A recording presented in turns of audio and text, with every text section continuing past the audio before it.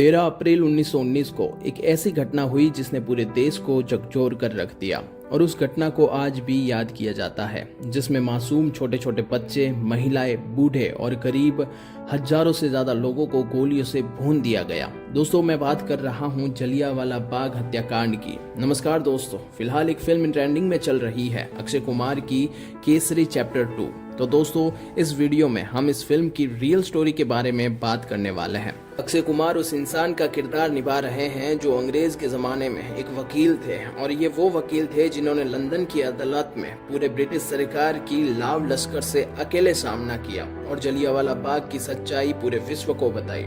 और जब लंदन की अदालत में माफी मांगने को कहा गया तो 500 ब्रिटिश पाउंड यानी आज के 32 लाख रुपए अंग्रेज जज के मुंह पर मार के भारत लौट आए। तो ये इंसान कोई और नहीं बल्कि सर चेट्टूर शंकरन नायर थे। तो सर नायर का किरदार अक्षय कुमार निभा रहे हैं।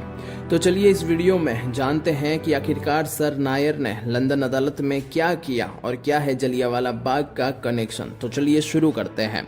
13 अप्रैल 1919 को सुबह का वक्त था। अमृतसर में सभी लोग गोल्डन टेम्पल में दर्शन करके जलियांवाला बाग में इकट्ठा होते हैं। इस खूबसूरत बाग में लोग रॉवेल्ट एक्ट का शांतिपूर्ण विरोध प्रदर्शन करना चाहते थे और धीरे धीरे करीब 25,000 से ज्यादा लोग इस बाग में इकट्ठा हो चुके थे। और ये बात जनरल डायर को पता चल गई तो थोड़ी ही देर में जलियांवाला बाग में जनरल डायर अपने सिपाही लेकर पहुंच जाता है। जलियांवाला बाग के अंदर जाने का और बाहर आने का सिर्फ एक ही रास्ता होता है और वो रास्ता जनरल डायर बंद कर देता है। उन 25,000 से ज्यादा लोगों को क्या पता था कि ये जनरल डायर क्यों आया है। बाग में आकर जनरल डायर अपने सिपाहियों को तैनात करता है और एक ही शब्द बोलता है, फायर। जनरल डायर का आदेश मिलते ही सिपाही गोलियां बरसाना चालू कर देते हैं और इन 10 से 15 मिनट में जनरल डायर ने जलियांवाला बाग में बर्बरता की सारी हदें लांघ कर मौत का वो तांडव मचाया जिसकी चीखें आज भी सुनाई देती है। इन 10 मिनट में सिपाहियों ने वो फायरिंग करी कि लोगों को बचने तक का मौका नहीं दिया गया। और इन 10 मिनट में जलियांवाला बाग में चारों तरफ अफरा तफरी मच चुकी थी, क्योंकि वहां पर मासूम छोटे छोटे बच्चे भी मौजूद थे।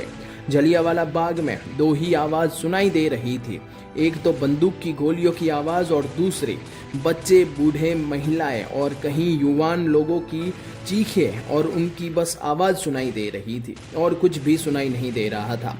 जलियांवाला बाग में एक कुआं था। लोग अपनी जान बचाने के लिए उस कुएं में कूद जाते हैं, लेकिन अफसोस कि वो लोग अपनी जान वहां पर भी नहीं बचा सके। जनरल डायर जलियांवाला बाग में कहीं हजारों लोगों को मार चुका था। इन मासूम लोगों को मारकर जनरल डायर जब बाहर निकलता है तब उसके चेहरे पर एक स्माइल थी और बोलता है कि ये सबसे अच्छा हुआ। जब इस हत्याकांड की खबर पूरे भारत में वायरल हुई तो लोग आक्रोश में आ चुके थे और इन लोगों में एक वकील भी थे और वो थे सर चेट्टूर शंकरन नायर। चलिए बात करते हैं सर चेट्टूर शंकरन नायर कौन थे, इनका जलियांवाला बाग हत्याकांड से क्या कनेक्शन था। सर चेट्टूर शंकरन नायर वो देशभक्त थे जिसने ब्रिटिश एम्पायर के खिलाफ आवाज उठाई जब जलियांवाला बाग में खून की होली खेली गई। सर नायर का जन्म 11 जुलाई 1857 को केरला के पलक्कड डिस्ट्रिक्ट के मंकारा गांव में हुआ था। पढ़ाई के बाद सर नायर ने मद्रास में लॉ की प्रैक्टिस शुरू करी और अपनी काबिलियत से 1907 में मद्रास के एडवोकेट जनरल बनने वाले पहले इंडियन बने। आपको बता दें, सर नायर को 1897 में कांग्रेस के प्रेसिडेंट भी बनाए और वो एकमात्र मलयाली थे जिन्होंने ये पद संभाला। उनका सफर यही नहीं रुका बल्कि 1915 में वो वाइसरॉयज के एग्जीक्यूटिव काउंसिल के मेंबर बने, जो ब्रिटिश इंडिया का सबसे उच्च पद था। लेकिन उनकी जिंदगी तब बदली जब 1919 में जलियांवाला बाग का वो भयानक हादसा हुआ। इस भयानक हत्याकांड के बाद सर नायर ने वाइसरॉयज एग्जीक्यूटिव काउंसिल का पद छोड़ दिया। ये एक ऐसा कदम था जिसने पूरी ब्रिटिश सरकार को हिला कर रख दिया था। लेकिन वो यही नहीं रुके, उन्होंने अपनी एक किताब लिखी और उसमें जनरल डायर की खौफनाक सच्चाई बताई और दुनिया को जलियांवाला बाग हत्याकांड की सत्य हकीकत भी बताई। दोस्तों, इस किताब के कारण जनरल और डायर ने उनके खिलाफ लंदन में मानहानि का मुकदमा दायर किया और ये मुकदमा करीब 5 हफ्ते तक चला। ऐसा बताया जाता है कि लंदन की अदालत में जनरल और डायर के सब करीबी थे। वहां के लोग, वहां के जज, वहां की पुलिस, सभी लोग और डायर के हिसाब से चलते थे। लेकिन इन सब के बीच एकमात्र भारतीय सर नायर थे जो हार मानने को तैयार नहीं थे।